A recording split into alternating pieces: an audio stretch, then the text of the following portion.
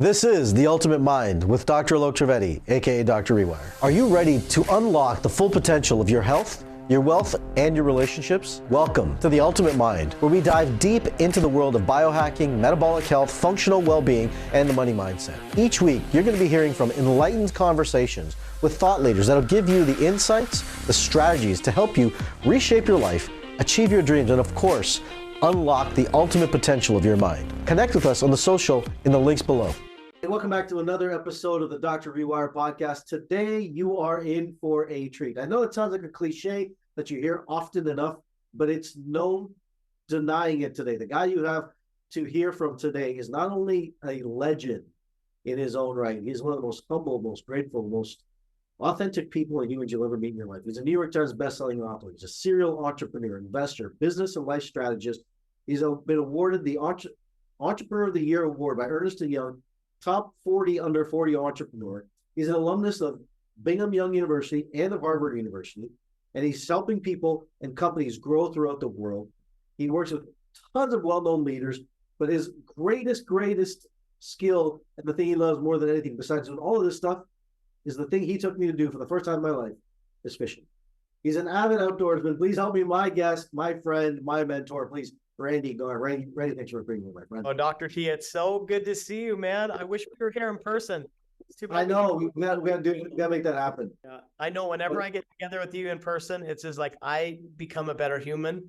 I become a better man. Like, how many times have we spent together? You've come up, we've went fishing, we've been side-by-side rides. I think I scared the dickens out of you one time when we were you took me up a mountain that was like 90 degrees straight up. I thought I was going to flip upside down. I thought I was going to die. You are a wild man for sure. Randy, you've had, beyond just the levels of success, that's not really what makes you Randy. And I've had a chance to spend time with you, Shar, your family. And what makes you so amazing is your ability to balance it all. That's really what I want to concentrate on this conversation, because all this is good, but that's not what you love. All this paperwork is good, but that's not what you love. What you love is in your home, the people. How do you manage to balance all of that, still being all over the world, doing all the things that you do? You have 6 kids, 2 sets of twins, an amazing wife. How do you manage the whole game? Tell us how you do it. It hasn't always been this way, and I always keep it top of mind. I think for me, one of the most important things that I ever did in my life was I had a really good mentor when we'd actually build a company, and a really good mentor of mine said, "All right, Randy, now what are you going to do?" And I really said, like, one of the things that I love more than anything is people and is human relationships. One of the things that I most admire is leadership and how we become the best leaders we possibly can be. And so he said, "Who are the top 25 people in your life?" And it really hit me. And he said, "Go write down 25 people that you love, like, and respect." And any of the listeners today, I'm going to challenge you to do the same, because I'm always about challenges, right? Mm-hmm. So he had me write down the top 25 people that I love, liked, and respect that I might not be doing business with, or that I wanted to go deeper with, just not snorkel with, but scuba dive. And he said, "Come back to me tomorrow and let's discuss the 25. And he said, "I want you to take next 6 months to build relationships with them." So I wrote down 25 business leaders, 25, thought leaders, 25 people that I really loved.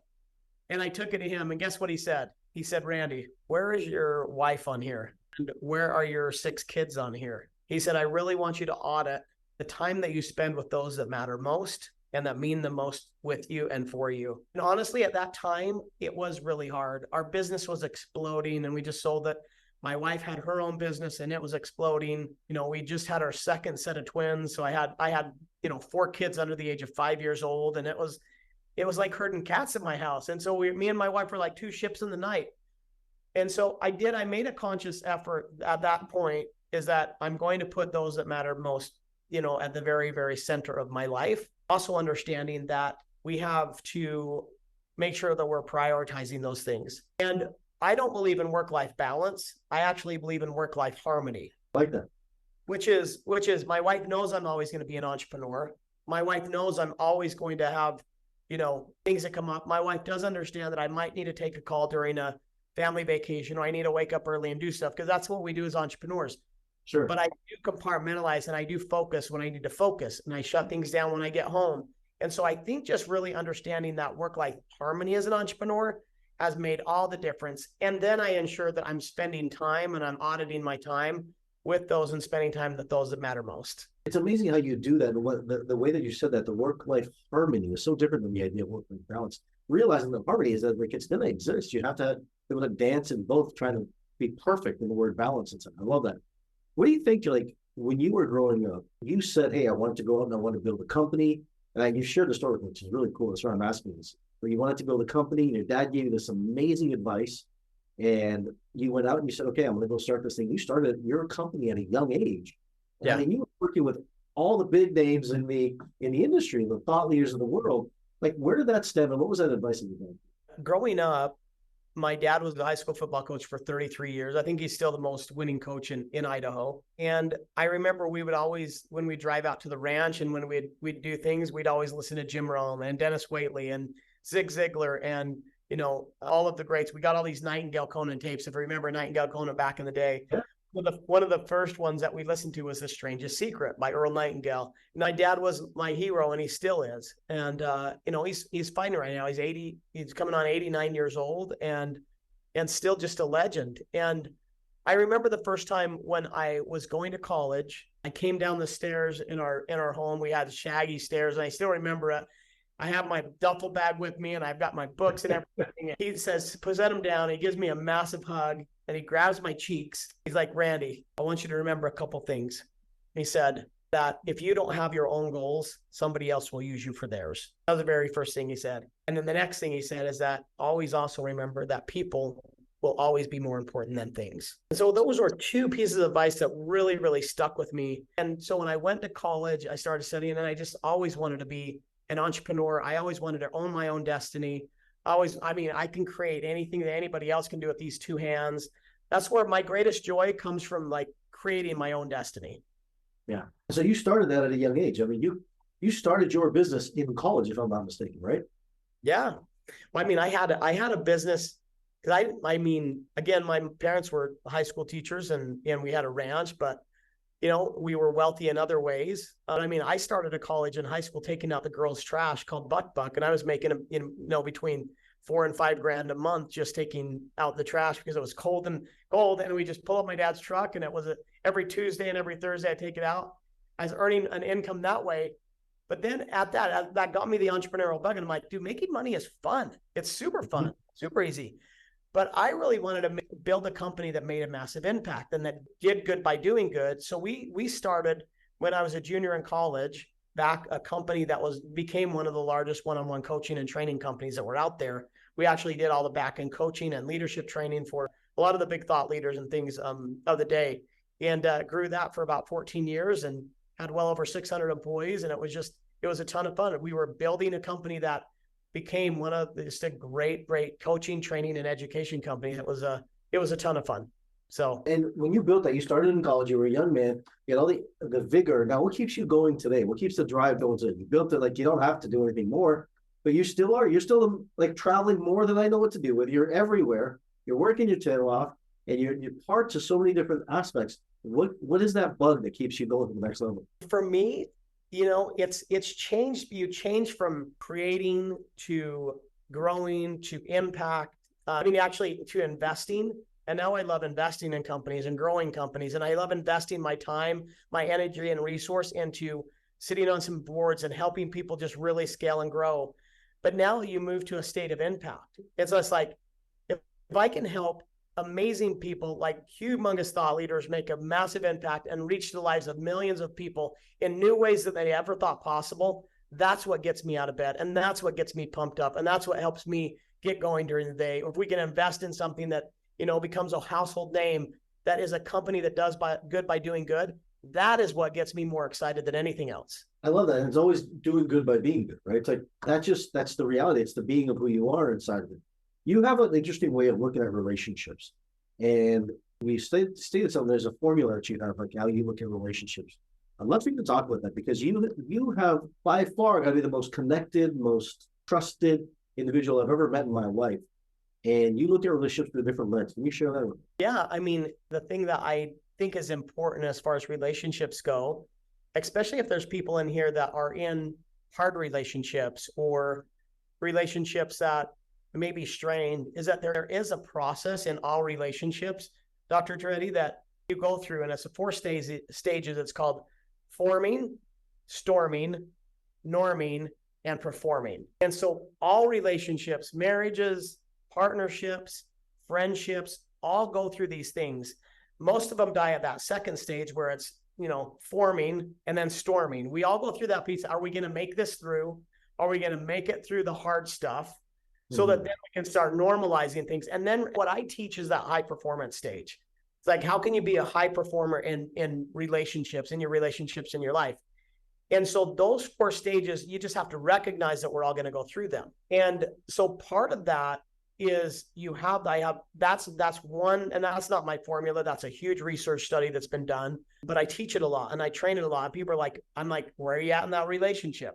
Where are you at? Are you in the storming phase? Are you in the norming phase? Are you in the high performing phase? Or how do we get there? But I have another formula that ensures that, and a lot of times in my life, I haven't always been perfect, right? And so you learn, you and I we've been through some stuff. Sure. We've been through some relationship challenges. You go through things. But what I want to do with your listeners today is help them really mitigate any pitfalls that they run into. Because the worst thing that you can do is do business with somebody or do a partnership with somebody that ends up being bad. Back in the day, there was one partnership that looked very, very promising financially, and we were doing a massive deal with them, but just something was off. It's like everything sounds great, documentation looks great, like everything's flowing, but both me and my business partner were just like, it just, let's go for it. And I think I had to go through these learning lessons, and that's why we do these. We learn. And so at the end of the day, you go through 3 years and you're just like, nothing came through what they promised. None of the customers were able to do. They weren't paying like they said they were going to pay. So, all of those things started to add up, and yet all of a sudden we're already entangled, right? You're already wrapped around the axle, and then all of a sudden it's just like, well, what do you do? And then they try. So there's just things that happen that the worst thing to do is do relationships and business with people that end up turning bad. So my formula for that is the P over the E squared, which is your principles have to be above your ego and self-economic interest. Have you ever had an experience like that? For the listeners. We all have, right? But that's true. You got to stick to your principles first. But the ego and the economic thing will pull you every time. It's hard to. It's difficult. It's a difficult game. But you're right. The more you can stay in your center of where you are, I think that's where it comes down to. As we say in this world, staying centered to who you are and what you do. I completely agree. Yeah. And I love it. Also in relationships, like the best relationships that I have is that I can say whatever I want to say. I can speak my mind. We're in that high performing phase, right? Where we already have trust. You're already like a, Navy SEAL team or SEAL Team 6 or whatever you want to call it, because then you can have those open dialogues. Then you don't worry about what people think about you. And I have such an awesome friendship and relationship. We can have those good dialogues. You've already blessed and changed my life so much with just your teaching and training. But our greatest sorrows and our greatest joys come from our relationships. Our greatest sorrows and our greatest joys come from the walls of our own homes. And so you need to audit those in your life, because I promise you at the end of the day, you would hate to be somebody that's sitting on a huge pile of money and gold and have zero friendships and relationships. For me, that would be miserable. Yeah. I would rather have deep, meaningful, massive, amazing friends that we are changing the world together. That's for me, that's pure. That's what prosperity means to me. And that's what true wealth means to me. And especially if you can do stuff with friends that you love, like, and respect, that you can actually grow and do business together. That's it, right? Why not take your friends with you? If you're going to the top, you might as well take your friends with you. So many people want to do it alone. They think they do it alone, that they ever do. Again, with idealism, it's a beautiful ego, as you were saying earlier, but think that you do alone. Randy, when you look at business, actually, I've never really asked you, but it's something interesting to see. What have you seen change in the industry from the idea of personal development? Content, people, technology, what have you seen change from that side? I guess, where do you see it going from the business investor side of things as well? What I really see, I think that human performance is just getting better and better and better. Personal development used to be really just focused on our mind, right? And now there's so much of a connection. Like the next call that I have is with an amazing author speaker that has written a book on flow. and is the world's best on that. And there's another one on happiness. But now I think our personal development is going way more holistic, and that it's just not the training and the education side of things, that it's getting more holistic on our health, on what we eat. The people, like what I do my mostly is it's the people that we hang around actually help your head straight. Like it's hard to be high performance if you have really strained relationships. You can't be, right? So for me, I think everything's getting better and better and better. At the same time, I think we have more distractions than we've ever had. We have more mental, struggles than we've ever had. We have more opportunities than we ever have. So I think that there's a huge collision of distractions and other things coming at the same time. All of this great thing is happening. So I think that's why you're so amazing, is because it's like, where is the truth on high performance? Where is the truth on personal development? Where are the things that are going to be the right fit for you to really maximize your time, energy, and efforts? And so I think that it's just going to continue to get better, but we do have to be aware of all of the distractions that are coming as well. I think that's so true. It's a wise way to look at it as well, right? Because we are more holistic in many accounts, but I think that holisticness hasn't been intertwined one. I think that's kind of what we need to be. Kind of the path we're on, I think. But you're right, there's a lot of noise and distraction to take us away from that. It makes a ton of sense. As a business, where do you see the business going? Where do you see, do you see the world moving into books? Do you see it moving into technology? Do you see it moving, from that side, from the private sector? Does the private sector really care about personal development from that standpoint? Are they looking for more consumables and things like that are more hard assets that a connection to work with? Yeah. I think a lot of it's going to be, again, like it's multidimensional. It's not just books. It's not just technology. It's not just, health related thing. It's going to be how all of those, I think the real winners are going to be able to pull together how they put all of those together, using technology, using AI, using, wearables that make us more. I mean, I have, the Aura ring that tracks my sleep, which is another huge part of your happiness and joy. And so I think it's going to be, I don't think it's so fragmented still. I don't think anybody completely owns that space, but I do think that there will be, it's a $1 trillion industry. If you look at everything from health, wellness, and, mental wellness and health and longevity and human capacity, it's massive. Are you finding, like, through that world, that the amount of the AI in health, I mean, this is the research I've done on AI in health, is just insane. The amount of opportunity that lives in that space right now is just crazy. They were talking about this, like, my uncle's a cardiologist, and he said that like 3 or 4 years ago, they were doing surgeries, all robotic surgeries, without anyone doing it. Now it's going to be a doctorless AI surgery, which is going to be unreal. Yeah. Like the nature of this is going to move into a whole different area. Brady, with your kids, let's go back to family, because I think this is where we connect on this. Often we're sending pictures of each other's kids and our family, what we're doing on a Sunday with each other. When you look at the kids and you've got our girls and boys, and what do you teach them about business? How do you teach your children about business? And what principles or do you even try to at this point? About business? Yeah.